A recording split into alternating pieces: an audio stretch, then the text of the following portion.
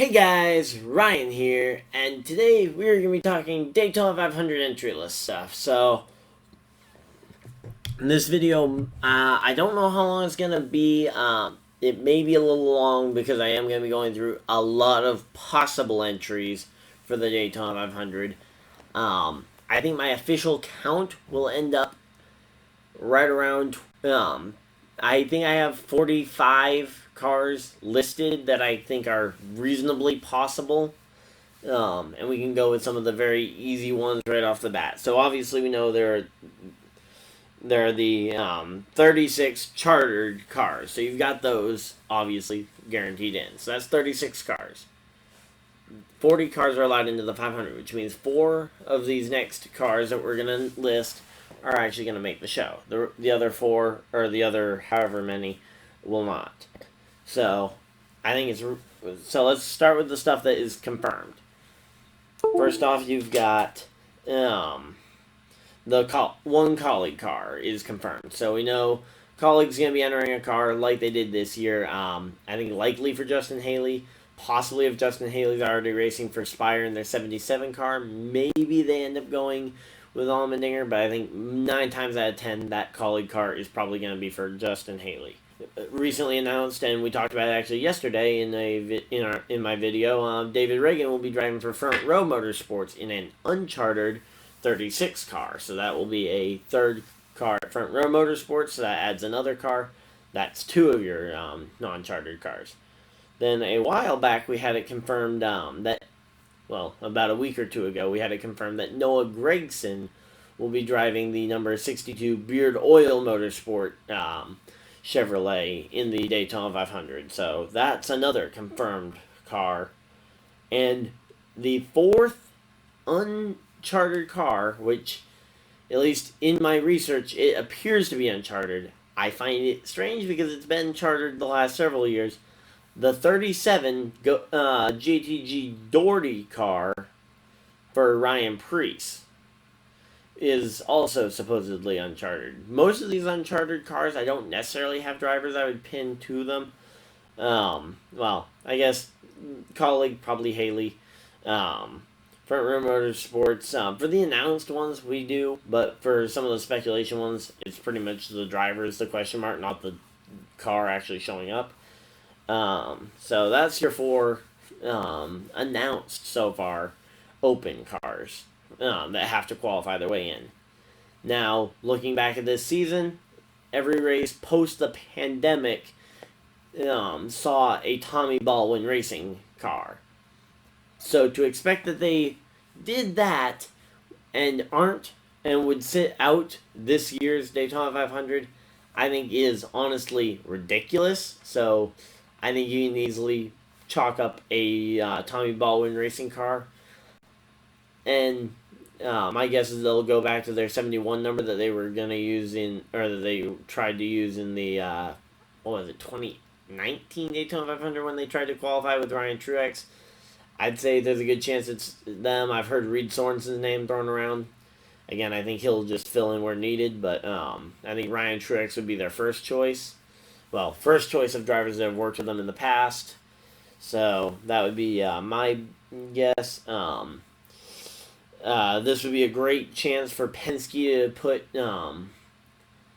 put Cindric in and get some super speedway experience, especially where it won't mess with him trying to go for the championship because it's still early in the season, as opposed to putting him in a plate race later on in the NASCAR season where it could actually distract him from gaining key points to build towards a playoff run in the NASCAR Xfinity Series. You've got the 4th Rick Ware car, which I think is I don't know if that's necessarily chartered or not, because I mean we've seen that there's supposedly they now have the 15 as a chartered car, or as one of their chartered cars, so possibly they already have 4 chartered cars. But to my knowledge, they are still planning on bringing the 54, and I think Premium still has a significant stake in that 15 car, so I think that's a separate thing. I may be wrong on that one, but I'm chalking up the 54 as a separate car. Again, I think it's probably going to be one of those where just someone fills in. You might not see it, though, because of the fact that the entry list, again, is going to be one of the biggest we've seen. So maybe they won't enter the fourth car just because they don't want to end up with another car with a car bumped. Then you can look at MBM. I think MBM, you can pretty much chalk them up. 2 cars. Fincham, Timmy Hill. And then that really kind of leaves us down to a lot of the teams that closed down or reduced to or stopped doing full-time racing. They still probably have some leftover cars. In particular, looking at Go Fast Racing, I think they will be...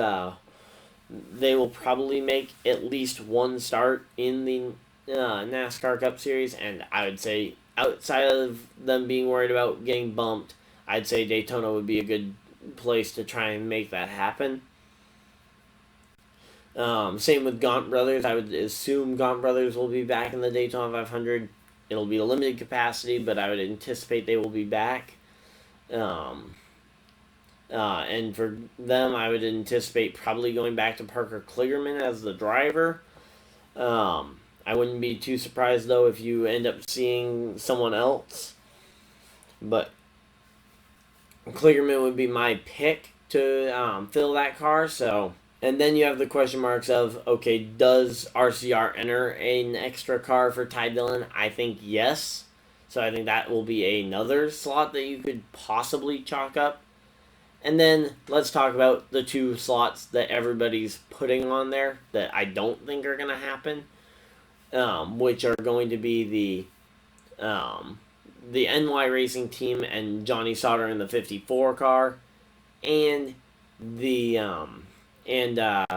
Money Team Racing Team, because first off, the Money Team Racing Team, we've heard from them twice in 2 years, and really still have yet to actually see anything that suggests that they're ready to go Cup racing, especially in the Daytona 500 in a month and a half. Actually, less than a month and a half, about a month, literally about a month from now, they will need to be on track qualifying for the 500.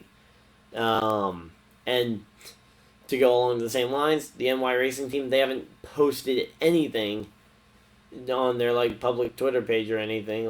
I looked them up on Twitter when I saw them because I didn't recognize the name, and their team Twitter post doesn't have anything since 2018, which makes me again question that it will happen in 2021. I think that team's a little further out. But so that's just kind of going over some of the cars that people are talking about as probable, but I don't think are likely. Yeah, so you've got your easy confirmed seats that I think are pretty easy. I mean, but I think that list is... So my final list is going to be the 36 chartered cars, obviously. I'm going to go with 2 MBM cars. Because I think that's pretty much obvious. We have 1 colleague car confirmed. We have the Beard Oil car confirmed. We have an extra front row car confirmed. And we have the JTG car confirmed. So those are the cars we have confirmed for the entry list. And I guess the 2 MBM cars aren't exactly confirmed. Because we don't know for sure that they're going to be there. They entered 2 cars last year. They entered 2 cars at a number of races throughout the second half of the season. So, pandemic didn't seem to impact their ability to run 2 cars. Penske, again, I would anticipate this would be one that they'd want to put Cindric in. But, again, not confirmed. Tommy Baldwin Racing, again, they ran a lot of the post-pandemic races, which, again, shows that the pandemic isn't going to be what kills them. The extra Rick Ware car, the more and more I think about it, the more and more I think that might be the 4th chartered car. So, the Go Fast Racing car, I think that'll happen, but again, it'll be a question mark all the way until race day. On that one, I'd say Gaunt Brothers Racing is a little more questionable than Go Fast, but I'd say that both those teams will likely still show up. which would bring our total to 46. Seems like that would be about right. It may be a little high, it may be a little low. I think it's all going to be depending on what RCR does with an extra car potentially for Ty Dillon. I'm kind of thinking that that might be a partnership where they partner up with someone like a smaller team to try and get him in there. Maybe you see them pair up with Colleague Racing to, or even with Spire to try and get him in there. But yeah, outside of that, I think 46 would be my pie in the sky number. I think 45, 44, 45 is much more realistic for the entry list this year. Still a very good entry list, and I'm very excited to see what we get in the 2021 Daytona 500 for the entry list. But outside of all of that, hopefully you guys enjoyed. Let me know your guys' lists down in the description, or down in the comment section. You guys can't touch the description. No, that's my area. But let me know your guys' lists of drivers down in the comment section below. Leave a like on the video if you guys enjoyed.